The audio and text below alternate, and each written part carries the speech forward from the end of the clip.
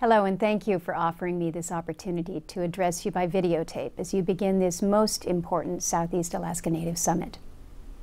I send videotape remarks home to a great many meetings in the state that I'm unable to attend in person. Now, usually, the remarks that I deliver by videotape are light, congratulatory, and quite frankly, non-substantive. I will depart from this practice because we have urgent business at hand. The Southeast Alaska economy is an economy in peril. Data point. For September 2008, Alaska's statewide unemployment rate was 6.2%. In the Wrangell-Petersburg census area, that number was 8.4%. And on Prince of Wales Island, it was 10.5%. We expect unemployment rates on the order of 11% in the roadless areas of interior and western Alaska. 10.5% unemployment on Prince of Wales Island, given its extensive road system, strong communities, and promising natural resource opportunities, is simply not acceptable.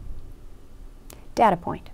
41% of Juneau's jobs are dependent on government. Last January, Senator Elton sounded the alarm. He noted that 140 state jobs have left Juneau in the past year and a half. High-paying jobs like commissioner and deputy commissioner. About 2 a week. And it's not just the state jobs that are leaving.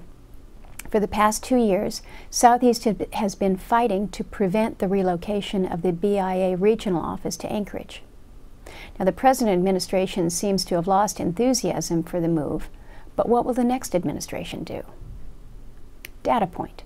Juneau has come together in ways that we've rarely seen anywhere else in the state. They've come together to support the Kensington mine. And we were encouraged when it appeared that consensus had been reached on a dry tailings plan that would allow the mine to open and put people to work in 2009. Following permitting difficulties, the dry tailings plan is scrapped, and the fate of the Kensington mine rests with the United States Supreme Court. Disappointing. Very disappointing. Data point. Sealaska is struggling to continue its timber business in Southeast. The McDowell Group told us last June that Sealaska's timber business accounted for $25 million spent in Southeast last year. Hundreds of jobs are dependent on Sealaska's timber business. Data point.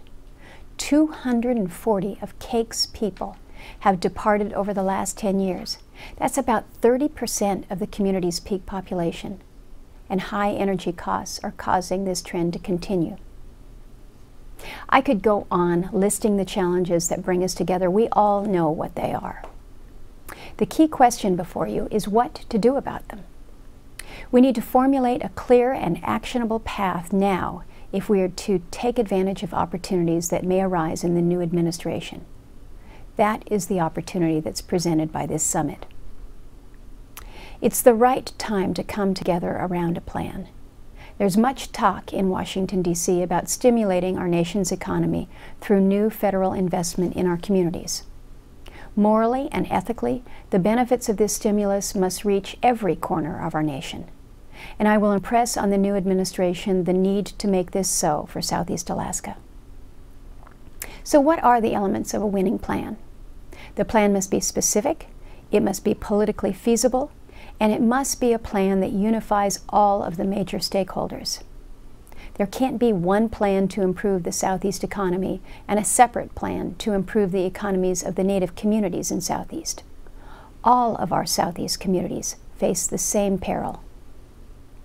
The conservation community needs to be part of a collective vision too, and here's why. Southeast communities can spend hours and hours formulating a sensible biomass program for Southeast. The plan might make sense to those who live here. It may enjoy broad support for the local stakeholders. But bring it to Washington, and it's dead on arrival. When we seek federal support to do biomass projects, there are those in Congress who just say no. They don't understand why Southeast sees biomass as an essential part of its sustainable energy future. All that they know is that it is wrong to cut a tree in the Tongass National Forest. Whether you cut that tree for its timber value, or you cut it for its forest management value, or you cut it for energy, cutting that tree, they think, is still wrong. So that's what we're up against. We need to educate my colleagues in Washington, D.C. that we need local, sustainable energy in Southeast. If it's not biomass, then what? Nothing is not an option. I believe that Southeast can come together around a plan for its economic future because we have learned how to talk with one another, and this is most encouraging. This year, the Southeast Conference changed its bylaws to give our tribal governments a seat at the table. This change has been a long time in coming, and it's a good one. When Coeur, Alaska set out to develop the Kensington mine, they came to our Native community and formed a training and employment partnership known as the Berners Bay Consortium. Many companies come from outside and promise Native hire. But Coeur established the framework for a successful employment program by establishing a real partnership with the Native community. Many wondered whether the Tongass Futures Roundtable would survive as a forum to resolve differences between the struggling timber industry and the conservation community. While it still has much work to do to reinvigorate the Tongass timber industry, I'm pleased by the relationships that have been forged in this forum. These discussions are a good start. When Sealaska came to me and asked me to introduce legislation that would provide them with the opportunity to select lands with greater economic potential, I asked them to go out to listen to the concerns of Southeast communities and stakeholders outside of the Native community. They did that in dozens of community meetings. I dispatched my staff to conduct even more meetings. We listened, we heard, and we introduced a bill that is far different from where we started. A bill that is much improved because a lot of people had input into the bill, and we continue to solicit that input. I hope to use this same approach to build consensus around how we can once and for all provide justice for the landless and unrecognized Native communities of Haines, Ketchikan, Petersburg, Tenakee Springs, and Wrangell. These examples are powerful illustrations of how we can work together for change.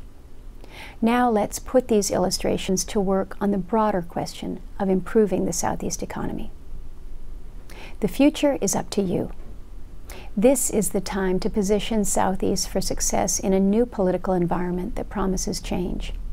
This is the time for creative thinking and thoughtful planning. I wish you all a most productive conference. Thank you.